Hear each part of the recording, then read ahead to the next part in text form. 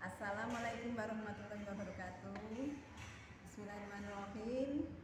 Saya Iftia, mahasiswa UT semester 6. Pada kesempatan hari ini saya melaksanakan tugas yaitu modul pembelajaran guru sebagai media pembelajaran komputer anak usia dini KB2. Nah, saya mau presentasi pada saat ini yaitu modul 6 KB2 guru sebagai mediator pembelajaran komputer anak usia dini.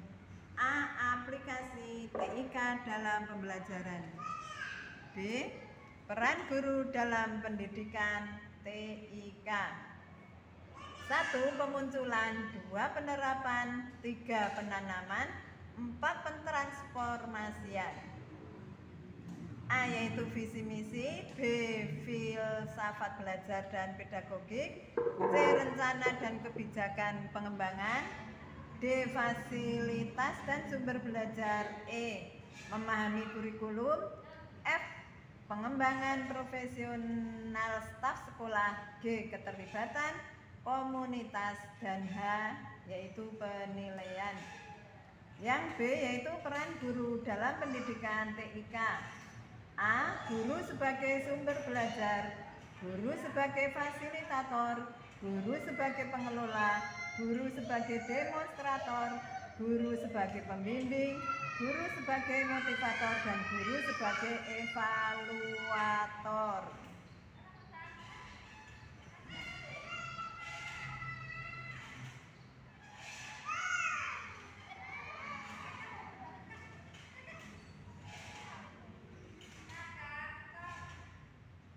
A. Implikasi TIK dalam pendidikan dan pelatihan. Penggunaan TIK dalam dunia pendidikan nyata dapat dilihat dalam dunia pembelajaran. Beberapa alasan TIK terintegrasi dalam pembelajaran sebagai berikut. Dengan hadirnya TIK, terjadi pergeseran paradigma pembelajaran yang semula berpusat pada guru menjadi belajar yang berpusat pada peserta didik. Dalam hal ini, guru sebagai fasilitator dan katalisator dalam pembelajaran. Model-model pembelajaran terintegrasi dengan TIK merupakan model pembelajaran aktif dan kolaboratif. Hal ini diakibatkan oleh pola interaksi yang digunakan berubah, yang semula guru sebagai sumber informasi utama menjadi siswa yang lebih aktif. TIK dapat meningkatkan motivasi keterampilan, struktur berpikir, berkomunikasi secara elektronika, serta lebih aktif dalam pembelajaran. Kemajuan dalam TIK dan cara teknologi dimasukkan merupakan sebuah proses yang dinamis. Setiap lembaga pendidikan tentunya bekerja dalam konteks sistemnya sendiri demi menyesuaikan dengan kebutuhan dan tuntutan, tentunya dengan pendekatan yang terus diperhatikan. 1. Yaitu kemunculan. Pendekatan ini berhubungan dengan sekolah sebagai penyelenggara pendidikan berada pada tahap awal pengembangan TIK. Semula mulai membeli perangkatan komputer dan software, guru mulai mengeksplorasi kemungkinan dan konsekuensi dari penambahan TIK pada manajemen sekolah dan kurikulum. Menfokuskan pada keterampilan dasar penggunaan TIK. 2. Penerapan, yaitu kurikulum mulai menggabungkan mata pelajaran untuk merefleksikan. Misalnya pembelajaran dilengkapi dengan TIK, presentasi dalam slide elektronika dan handos yang menggunakan komputer. Akses siswa terhadap pengembangan TIK dengan disediakan kelas komputer dan laboratorium komputer. 3. Penanaman. Pendekatan ini hubungan dengan sekolah yang mempunyai jajaran teknologi berbasis komputer di berbagai laboratorium, kelas, dan wilayah administrasi. Guru mengembangkan cara-cara baru TIK mengubah produktivitas personal dan praktek profesional mereka. Kurikulum mulai mengembangkan, merefleksikan aplikasi dunia yang nyata. Pembelajaran disediakan dari berbagai sumber-sumber masyarakat dan sumber global melalui Word, Web. Akses siswa terhadap teknologi memungkinkan untuk memilih program alat-alat TIK yang menstimulasi pembelajaran dan mendemonstrasikan pengetahuan sepanjang pembelajaran. 4 yaitu pentransformasian. Sekolah yang telah menggunakan TIK secara kreatif untuk memikirkan ulang dan memperbaiki organisasi sekolah. TIK menjadi bagian integral dan produktivitas personal sehari-hari dan praktek profesional. Fokus kurikulum berpusat pada siswa dan mengintegrasikan mata pelajaran dalam aplikasi-aplikasi dunia nyata. Bersamaan dalam pengembangan TIK, beberapa karakteristik pendidikan beberapa sekolah yang dimiliki sekolah sebagai penyelenggara pendidikan. Visi A merujuk pada aspirasi-aspirasi dan tujuan dari individu dalam sekolah secara keseluruhan. Visi harus jelas menyelenggarakan dan mampu menyediakan dasar bagi pembuat keputusan serta membantu anggota-anggota dari komunitas untuk memvisualisasikan aplikasi di masa depan. B yaitu filsafat belajar dan pedagogi. Guru dan siswa berinteraksi dan bagaimana sekolah mengatur berlandasan TIK.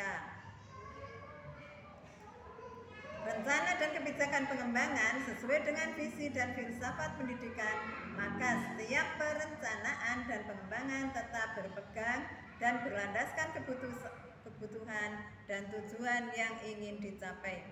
Fasilitas dan sumber belajar. Fasilitas mencukupi struktur dasar seperti pemasangan listrik, akses internet, sumber mencakup berbagai jenis alat komputer dengan segala perlengkapannya. Memahami kurikulum. TIK dalam kurikulum 1 yaitu siswa mempelajari tentang TIK dan pentingnya dalam kehidupan. 2. Siswa mempelajari keterampilan dasar mulai menerapkan dalam tugas belajar dan proyek rutin. 3. Siswa menjadi lebih fasih dalam menggunakan TIK dalam berbagai tugas. Pengembangan profesional staf sekolah. Profesionalitas guru dalam penerapan TIK juga perlu terus dikembangkan sehingga mereka dapat mendesain pembelajaran berbasis TIK dapat sesuai mencapai tujuan pembelajaran. G yaitu keterlibatan komunitas. Peran serta dari orang tua dan masyarakat dalam pendidikan yaitu yang H, penilaian terhadap siswa juga evaluasi terhadap sistem sekolah. Kedua aspek ini saling menjalin erat karena pengembangan di aspek akan sangat berpengaruh terhadap aspek yang lain. Pemanfaatan TIK dalam pendidikan akan mengatasi masalah sebagai berikut. 1. Masalah geografis, waktu dan sosial ekonomi Indonesia. 2. Negara Indonesia merupakan negara kepulauan, daerah tropis, dan pegunungan akan mempengaruhi terhadap pengembangan infrastruktur pendidikan, dapat menyebabkan distribusi informasi yang tidak merata. 3. Yaitu mengurangi ketertinggalan pemanfaatan TIK dalam pendidikan dibandingkan dengan negara berkembang dan negara maju lainnya. Yang 4. Yaitu akselerasi pemerataan kesempatan belajar dan peningkatan mutu pendidikan yang sulit diatasi dengan cara konvensional. Peningkatan kualitas sumber daya manusia melalui pengembangan dan pendayagunaan teknologi informasi dan komunikasi TIK. Yang 6 yaitu TIK akan membantu kinerja pendidikan secara terpadu, akan terwujudnya manajemen yang efektif, efisien, transparan, dan akuntabel. TIK tetap saja memiliki kekurangan. Satu, yaitu menyebabkan pengalihan fungsi guru yang mengakibatkan guru jadi tersingkirkan. Dua, individu bersikap individualis karena pembelajaran dapat dilakukan dengan seorang diri. Etika dan disiplin peserta didik sulit diawasi sehingga lambat laun kualitas manusia akan menurun drastis. Hakikat, ya. 4, yaitu penyalahgunaan TIK dapat merusak moral atau pornografi. Agar penggunaan TIK dalam pendidikan lebih optimal, 1, analisa untung ruginya khususnya untuk anak di bawah umur masih harus dalam pengawasan ketika sedang pembelajaran TIK. 2, tidak menjadikan TIK atau satunya dalam pembelajaran tidak hanya mendownload e-book tetapi masih membeli buku-buku cetak, tidak hanya berkunjung ke digital library namun juga berkunjung ke perpustakaan.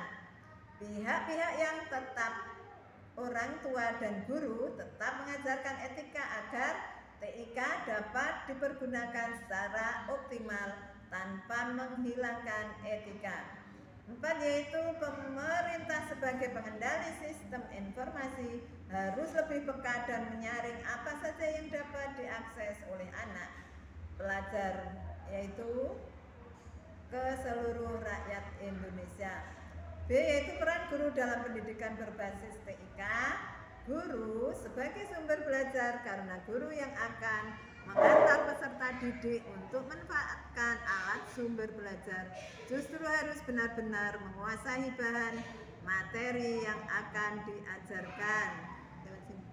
Ciri-ciri guru yang tidak menguasai bahan ajar: teknik penyampaiannya monoton, cenderung duduk dan hanya membaca, suaranya lemah, menghindari tatap muka dengan murid, yaitu dan sulit menguasai kelas. Beberapa hal yang dapat dilakukan guru untuk mengatasi kekurangan yaitu memperbanyak referensi. Guru mampu menunjukkan sumber belajar yang dicari oleh peserta didik dan guru harus mampu mendorong, memotivasi peserta didik yang lambat belajar sehingga tidak ketinggalan.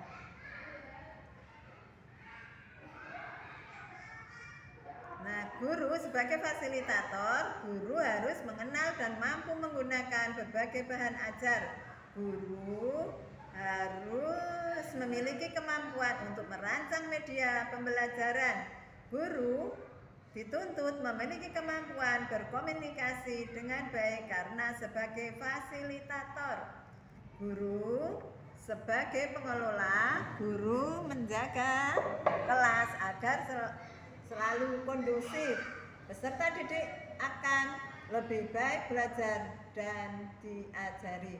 Dalam belajar masing-masing memiliki kecepatan yang berbeda-beda. Pembelajaran akan lebih berarti bila ada penguasaan.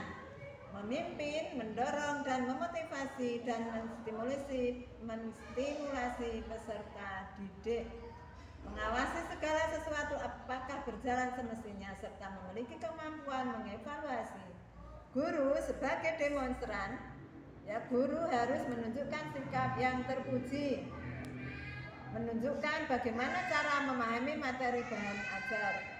Guru sebagai pembimbing memiliki pemahaman yang memadai tentang perkembangan anak. Guru harus terampil, setiap peserta didik harus mencapai kompetensinya.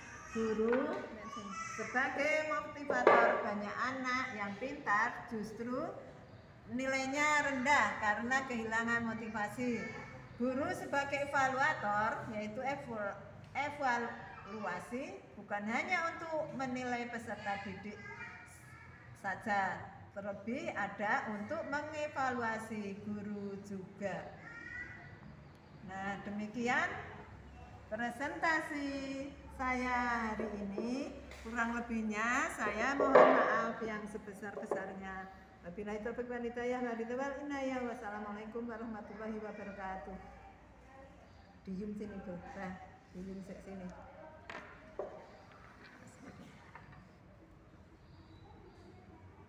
Dadah. Dadah.